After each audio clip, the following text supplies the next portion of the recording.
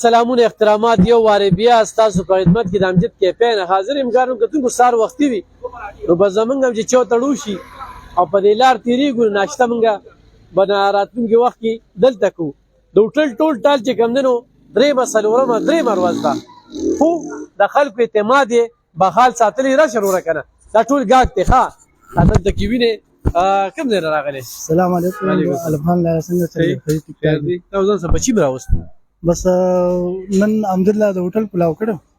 او زه چې تلم 410 سایت ته نو بس سړک مې دا چولې ما چې زه الحمدلله په هوټل کې ان شاء الله ناشته کوم نو بس راتاو شو ماشاءالله ډېر ښایسته پراټې او چې ورسره ملۍ او چنا او داسې انډه چې تاسو څه قسمه غواړئ تاسو تیاره ملاویږي او هغې ماشاءالله ډېره مزه وکړه ځان سره مې پیم نیم راوستې وه هغوی سره ناشته وکړه او پخپله مې ناشته وکړه او ماشاءالله ډېر رعایت باندې مطمئن یې بالکل مطمئن بل ریټ هم ډېر ښه دی او ریټ هم ماشاءالله زبردست ریټ یې دی صحیح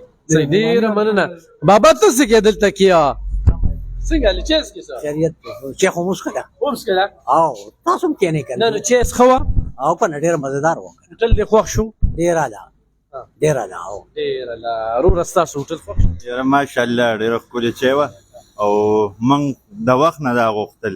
چې یاره دلته داسې یو انتظام وشي نو ډېر ښه کار وشو او نږدې دی راته به دغه لاندې کلي دی او دا ډېر زبردست ځای دی علیم آباد خلک ښه راځي ته څنګه یاره شکر د خیر ته جوړ الحمدلله چې مسکله هم مزیدار چیرې او استاد یې ماشاءالله داسې استاد دی چې خیر ټاپ استاد دی او د ذهن خبر برابر زیر نو نږدې زم دی بس راخیجو ته چیم ته اوس کو غپو ولګو ګرانو کتونکو د زنانو لپاره د پنۍ ځای بل دا ده چې د ایمان کیفې چې اوس کې واه واه واه واه واه واه غرمې پورې بچت درته وشو او غرمه روټۍ وخوره او بیا چې اوس که نو د ماښامه پورې درته بچت شو او داسې خو بچی نه یو دی څنګه هم داسې نه ده صاحبه بالکل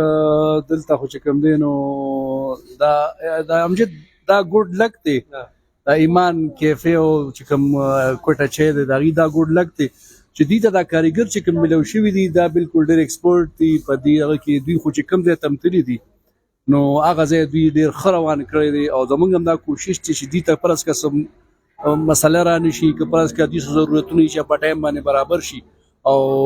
زموږ د دې ملګري هم دا کوشش دی چې موږ کوالټیټیو شي دغه کو خپل ځای دی کری نشته نو ان شاء الله زموږ کوشش دی چې عوامو ته هیڅ قسمه داسې شکایت را نشي مطمئن یې بالکل موږ مطمئن یو او زموږ کوشش دا دی چې رسونه پبلک را دي چې هغوی لکه مطمئن یو هغوی په خپله ووایي چې واقعي دلته چې موږ راغلي چې موږ بار بار راشو دوی زموږ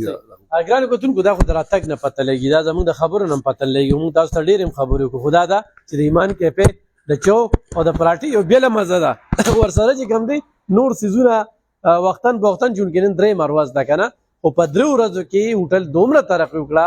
چې د لرو پرتو سیمو نه خلک راځي او دغه هوټل کې